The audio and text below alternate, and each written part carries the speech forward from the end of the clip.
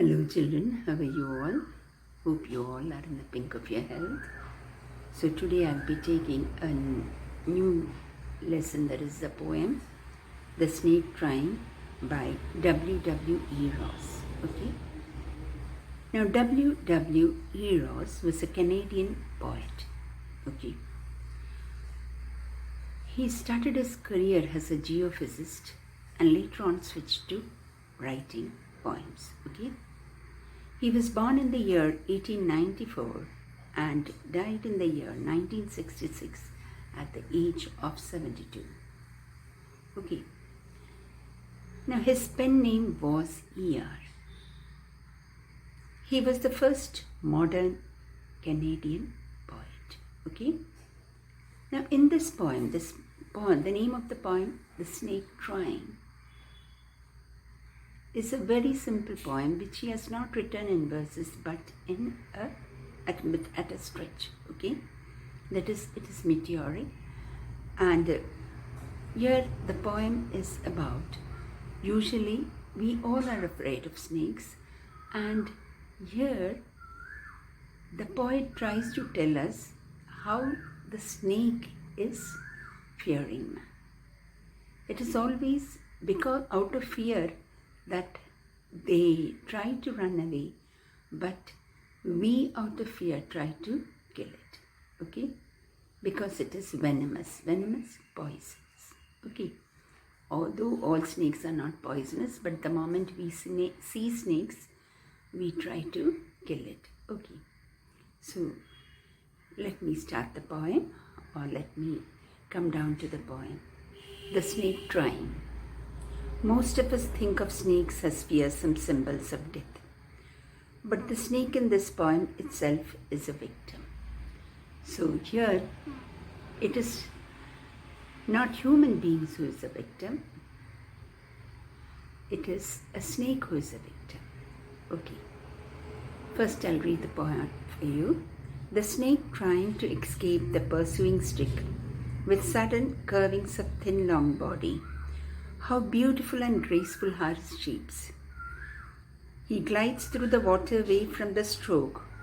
Oh, let him go over the water into the reeds to hide. Without hurt, small and green, he is harmless even to children.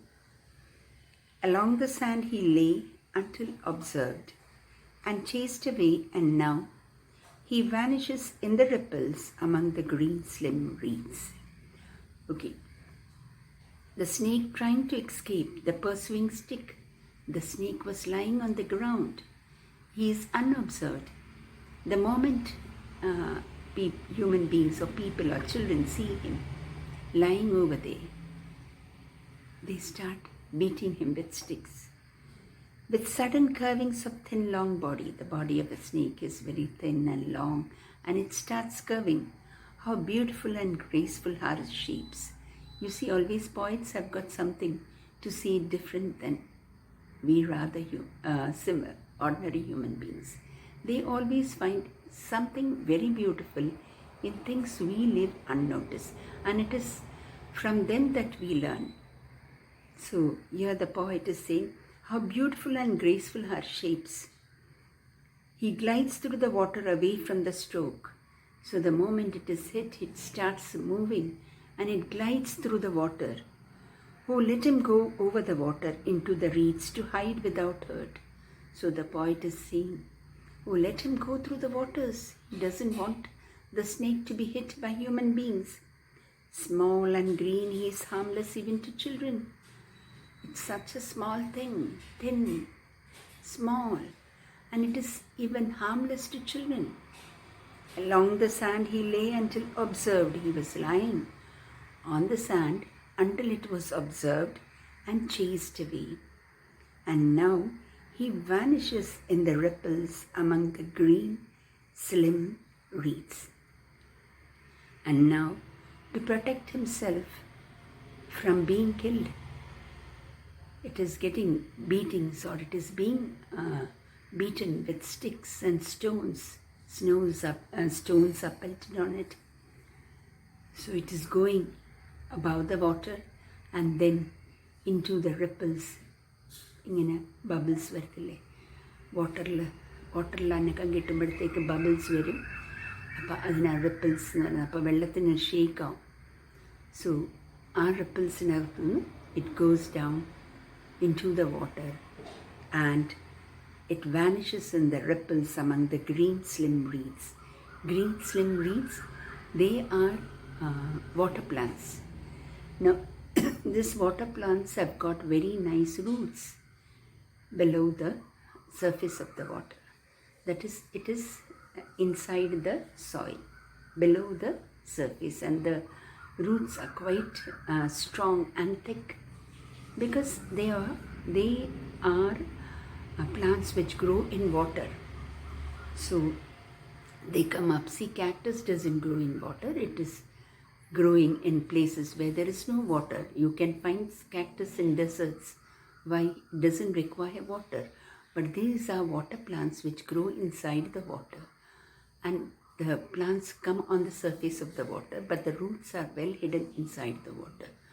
So the snake tries to hide itself inside it's going and hiding itself inside the roots of this water, that is in this water bodies. Reeds means they are marshy plants, ചതുപ്പിലുണ്ടാവുന്ന marshy plants, and the stems nalla thick, they can hold the plants. The stems also are thick.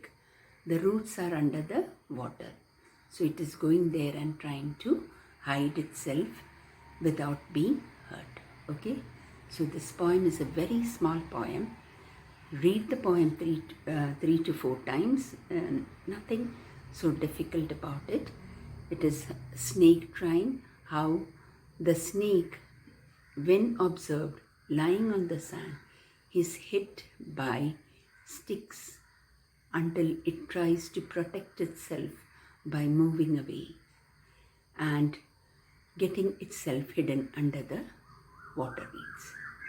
Okay, it is going itself under the water where it is trying to hide itself under the reeds.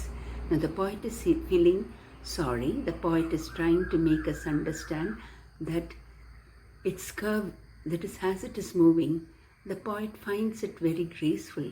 It is curving its body and moving about, and he's saying that it is a thin green snake which is harmless even to children. Okay, so he's feeling sorry for the snake. Okay, so this poem is a very simple one. So since we have got time, I'm taking another lesson for you, and the name of that lesson is, that is on page number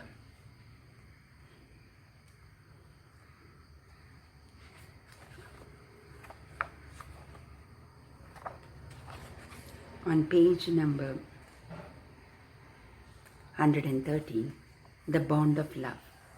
Okay, The Bond of Love. This lesson is written by Keith Anderson, who was a British basically, but he was born and brought up in India. Okay, now he is a lover of nature and animals, and that is why he has written this lesson, The Bond of Love. So this lesson is a type of autobiography where several times he has mentioned that relationship. Autobiography because everywhere the narrator is saying that about animals, he's placing himself over there. So The Bond of Love by Keith Anderson is how human beings can love animals, and we human beings cannot live without animals. Now it is a bond of love between a human being and an animal. Can there be love and friendship between human beings and wild animals? Now we have got many domestic animals, that is cow, goat, dog, cats. But this lesson is about a bond of love between a wild animal and a human being. let's read a fascinating account of an orphaned sloth bear that was rescued by the author. Orphaned sloth bear. Now, bears are wild animals. Nobody brings it home and try to keep it with us. But here, the writer comes across an orphaned sloth bear and how that bear was rescued and brought home by the writer. Sloth bears inhabit forest areas, including the tropical rainforest of India and grasslands at lower elevations. So, he tells us that sloth bears inhabit forested areas including the tropical rainforest of India and grasslands at lower elevations. Sloth bears have very shaggy hair and long muscles. Using their claws to dig, they can use their lips to form a tube which can go deep into the ground or into hard to reach areas like dead trees for their food. So this is something very informative for us. Sloth bears, you find it in the forested areas, and they have very shaggy hair and long muscles. Now using their claws, they dig the mud, okay, and they try to find out their food, and their tongue or their lips form a tube. It forms like a tube and it goes into the hard reach areas, that is into the ground, or into hard to reach areas like dead trees where you can find lots of insects. Many insects and worms live on dead trees, and here the sloth bears try to find their food by making their lips like a tube. Their main food is termites. So what is the main food of a sloth bear? It is termites. And what are termites? മലയാളത്തിൽ പറയുവാണെങ്കിൽ ചെതൽ പുട്ട് കണ്ടിട്ടില്ലേ? So ചെതൽ. ആ ചെതൽ നമ്മൾ പൊട്ടിച്ച് കളയുമ്പോൾ അതിൻ്റെ അകത്ത് ഒത്തിരി കൊച്ചു കൊച്ചു പുഴുക്കൾ വരും. White colour, very small worms you can see, and that are termites. You can hear them suck up their food from several feet away. Now, this sucking of the food by this sloth bears can be heard when you stand at a distance also. The way it sucks it produces a sound. Okay? Now, let us come down to the lesson. I will begin with Berno, my wife's pet sloth bear. I got him for her by accident.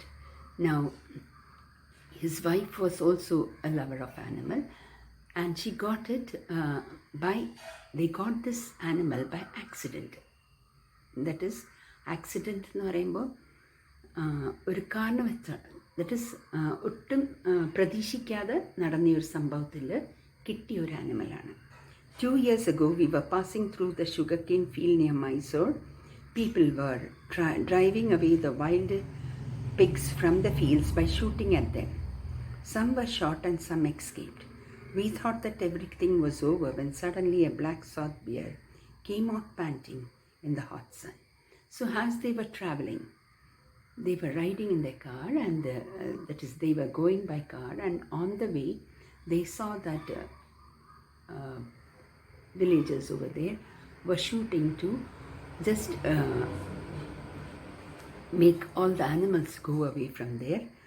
And there, that is wild pigs, which had come to destroy their fields, they were just trying to hunt it away. And they were trying to, that is, they were shooting. And as they stood over there and they saw these animals going hither and thither, they thought that everything was over.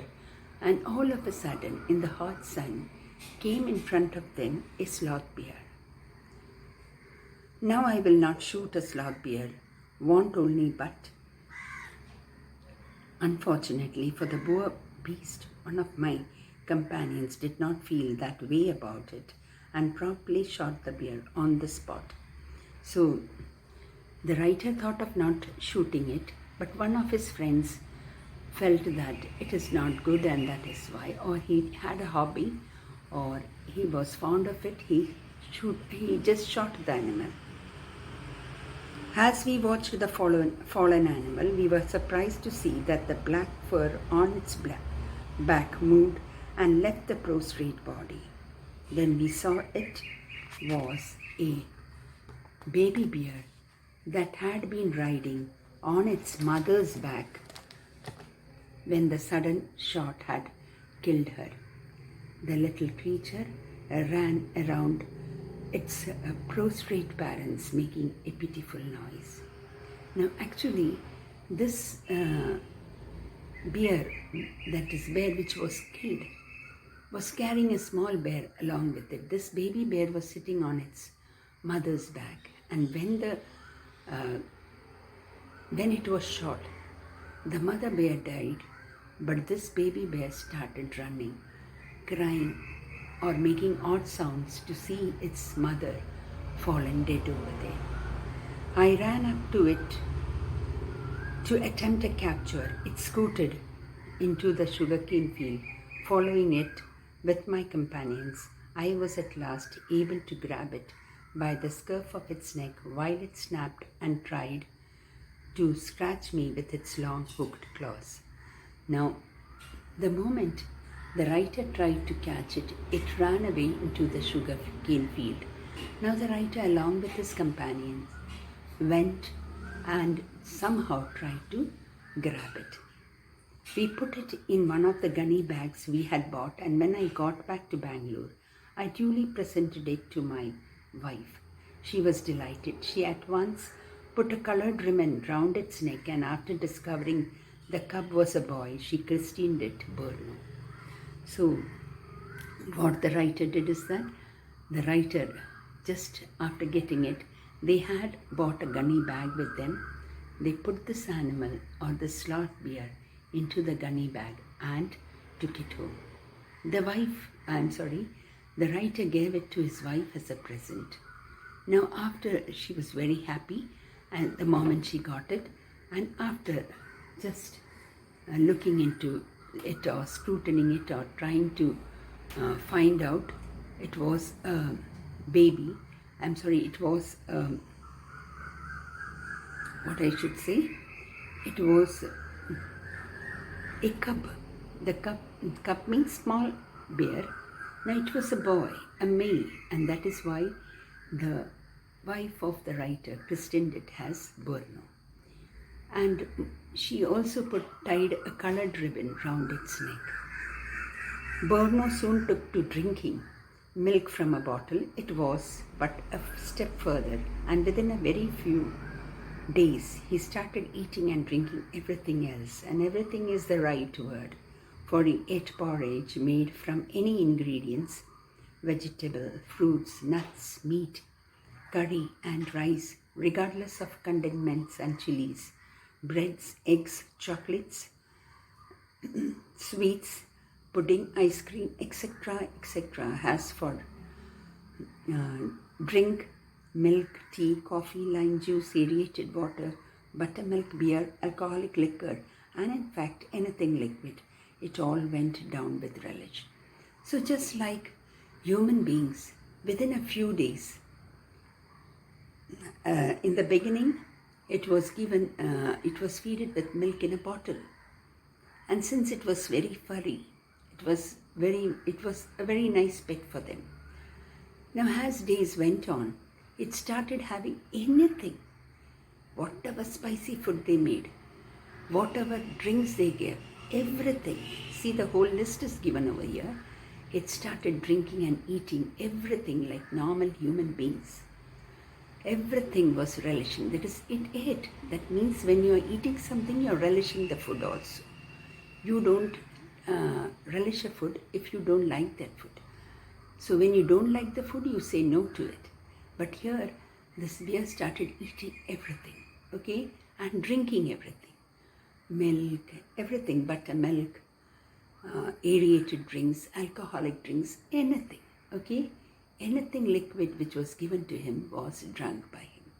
Any food served to him was eaten by him. The bear became very attached to our 2 Alsatian dogs and to all the children of the tenants living in our bungalow. So the writer was living in a bungalow, and bungalow means nalli oru veedu, where he had tenants, vaadagakkarundaru, and this bear became very friendly. Now the writer also had 2 Alsatian dogs, valiya dogs undarnu. The bear became friendly to them also. He was left quite free in his younger days and spent his time in playing, running into the kitchen and going to sleep in our beds. One day, an accident befell him. I put down poison to kill the rats and mice that had got into my library. Bruno entered the library, as he often did, and he ate some of the poison. Paralysis set into the extent that he could not stand on his feet. But he dragged himself on his stumps to my wife, who called him. I guessed what had happened. Off I rushed in the car to the vet's resident. A case of poisoning, tame bear, barium carbonate, what to do? Now the bear had become a part of their family, and everyone in the house and the neighborhood, everybody was fond of it. One day, there was lots of rats and mice in it is attacked the library of the writer, so he had put some poison to kill it. Unfortunately, the bear also, the small bear, very naughty perhaps, also ate it, and all of a sudden he fell ill because it was poison. Out came his medical books, and a feverish reference to index began. What poison did you say, sir? Barium carbonate. Symptoms: paralysis. Treatment: injections of. Just a minute, sir. I will bring my syringe and the medicine. A dash back to the car. Bruno still floundering about on his stumps, but clearly weakening rapidly. Some vomiting, heavy breathing, with heaving flanks and gaping mouth. Now, because it had entered, it started showing signs of vomiting, and the ill effects of this poison was very, very, what I should say, it was a little bit serious, because the whole body could become paralyzed, or something more could have happened. Hold him. Now what happened? Bruno was struggling to move. He had kept the animal in the car, went to meet the vet, that is veterinary doctor, and later on the treatment was given. Hold him, everybody. In goes the hypodermic. Bruno squeals. 10 cc of the antidote enters his system without a drop being wasted. 10 minutes later, conditions unchanged, another 10 cc injected. 10 minutes later, breathing less stertorous. That is, then Bruno can move his arms and legs a little, although he cannot stand yet. 30 minutes later, Bruno gets up and has a great feed. He looks at us disdainfully, as much as to say, what's barium carbonate to a big black bear like me? Bruno is still eating. So what happened? He was given an injection of 10 cc first. It didn't have any effect on him. Later on, another 10 cc, and within minutes he became, that is within half an hour, he was okay. And then he looked at them as though, what is this poison to me? A big black bear I am. So this is nothing to me. The way he looked at them. Okay, he became very normal, and he started having food. So the rest of the part I'll be taking in the next session. Have a nice day. Have a blissful day, my dear children. Read the lesson and go through it, and I'll be giving the notes. Till then, thank you.